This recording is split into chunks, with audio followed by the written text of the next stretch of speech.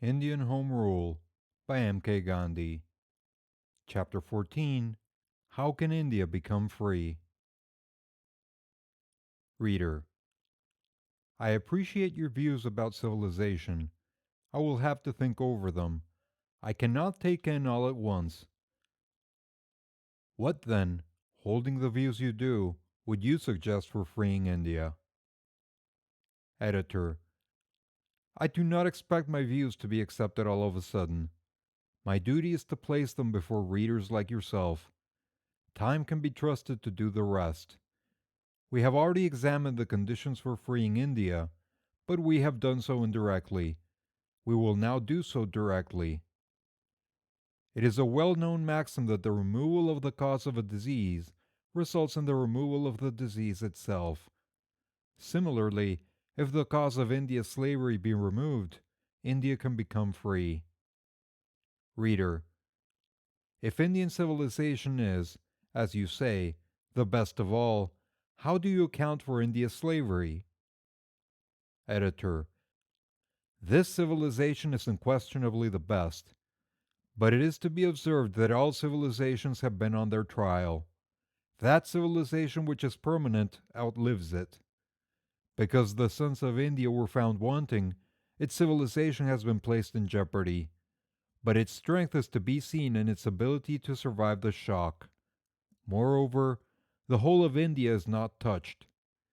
Those alone who have been affected by Western civilization have become enslaved. We measure the universe by our own miserable foot rule. When we are slaves, we think that the whole universe is enslaved.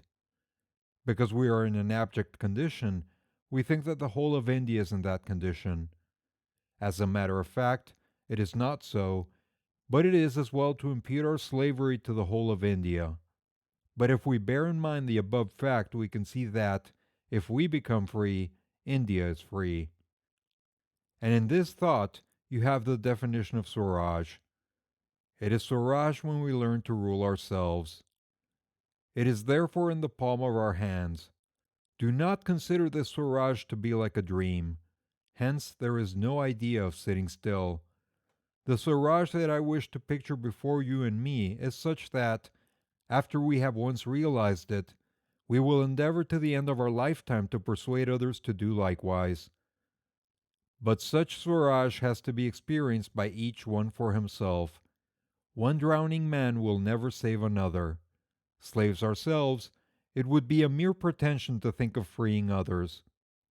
Now you will have seen that it is not necessary for us to have as our goal the expulsion of the English. If the English become Indianized, we can accommodate them. If they wish to remain in India along with their civilization, there is no room for them. It lies with us to bring about such a state of things. Reader, it is impossible that Englishmen should ever become Indianized. Editor, to say that is equivalent to saying that the English have no humanity in them, and it is really beside the point whether they become so or not. If we keep our own house in order, only those who are fit to live in it will remain.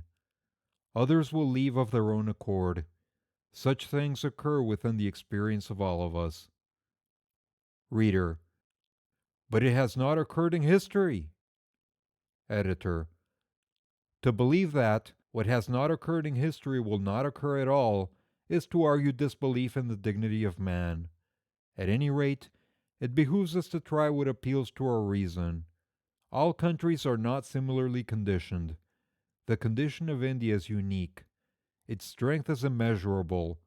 We need not, therefore, refer to the history of other countries.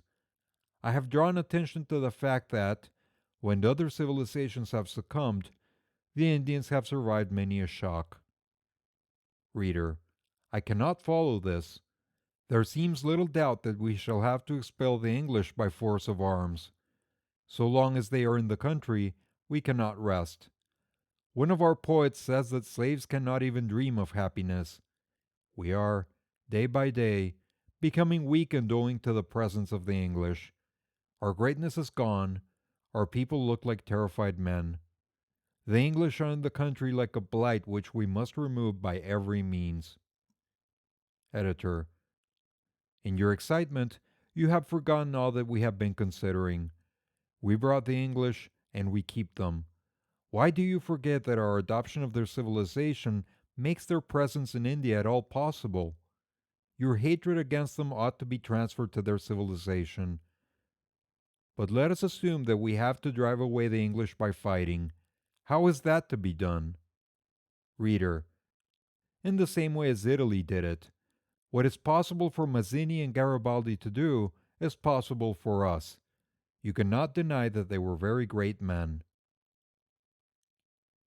You have reached the end of Chapter 14 of Indian Home Rule by M.K. Gandhi. Click on the links at the end of the video to go to the playlist or the next chapter if it's available. If you enjoy the content and would like to support the channel, please like and subscribe.